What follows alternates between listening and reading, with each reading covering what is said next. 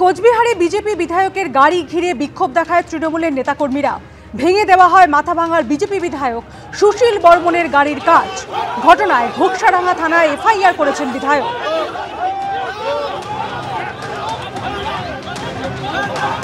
ঘটনা নিয়ে শনিবার সরব হন শুভেন্দু অধিকারী।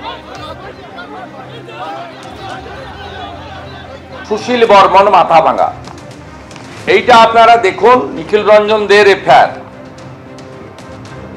এই এফআইআর এর এগেইনস্টে কোনো অ্যাকশন দিনাটার পুলিশ অর্থাৎ কোচবিহারের পুলিশ নেয়নি।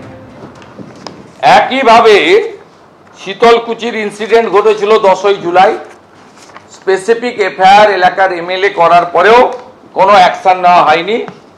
একইভাবে গতকাল সুশীল বর্মনকে করা হয়েছে। আপনারা মিডিয়া দেখেছেন, ভিডিও ফুটেজে দেখা গেছে কারা গাড়ি ভাঙছে, কারা এমএলএ কে অ্যাটাক করছে। সিআইএসএফ তার রিপোর্টিংও করেছে যারা তার প্রোটেক্টে ছিল, এই ছবিতেও দেখতে পাচ্ছেন। এদের বিরুদ্ধে ব্যবস্থা না নিয়ে আজকে যে রাজ্যে বিধায়করা সুরক্ষিত নয়, সেই রাজ্যের সাধারণ মানুষের অবস্থা, বিশেষ করে কোচবিহার, দক্ষিণ 24 পরগনা, উত্তর 24 পরগনা একটা বড় পাটে ও রাজ্যের অনেক জায়গাতে এই ধরনের অবস্থা তৈরি করে রেখেছে। এটা সহজেই অনুমেয়। তাড়াতাড়ি আমরা এই বিষয়ে বিজেপি এমএলএরা ডেপুটেশনে দেব, যদিও জানি তাদের মেরুদণ্ডটা খুলে রেখে তারা মমতার বাড়িতে রেখে দিয়েছে, তাই তাদের কাছ থেকে কিছু আমরা পাবো না।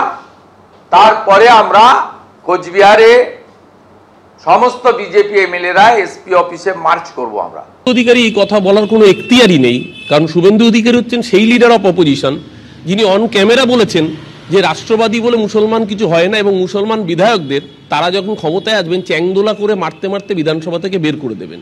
উনি নিজে গণতন্ত্রের প্র্যাকটিস করেন না, উনি নিজে অন্যকে গণতন্ত্রের শিক্ষা দেবেন। এই যে পার্টিকুলার ঘটনার কথা বলছে সেখানে কোনো বিধায়কের গায়ে আক্রমণ করা হয়নি। বিধায়ক সেখানকার স্থানীয় মানুষের সাথে দুর্ব্যবহার করেছিলেন, অভিযোগ। স্থানীয় মানুষ বিক্ষোভ দেখাচ্ছিলেন, বিধায়ক এক সহকারী তিনি স্থানীয় মানুষের গায়ে হাত তুলেন, ধাক্কাধাক্কি হয়, বিধায়কের সহকারীর সাথে বচসা হয়েছে, বিধায়কের উপর আক্রমণের কোনো রকম ঘটনাই ঘটেনি। দ্বিতীয় কথা, শুভেন্দু অধিকারী কথা বলার আগে নিজের মনে রাখা উচিত ওনার নিজের গাড়ির কনভয় পূর্ব মেদিনীপুরে একজন মানুষকে চাপা দিয়ে খুন করেছে। উনি নিজে একজন মানুষের হত্যার অভিযোগে অভিযুক্ত। আদালতে সুরক্ষা কবচ না থাকলে শুভেন্দু অধিকারীর দল আজকে জেলে থাকতো। আদালতের রক্ষা কবচ নিয়ে সব বড় বড় বাতেলা না মেরে ও নিজের দলকে সামলাক, নিজের দলের বিধায়করা ওর উপর অনাস্থা জ্ঞাপন করছে।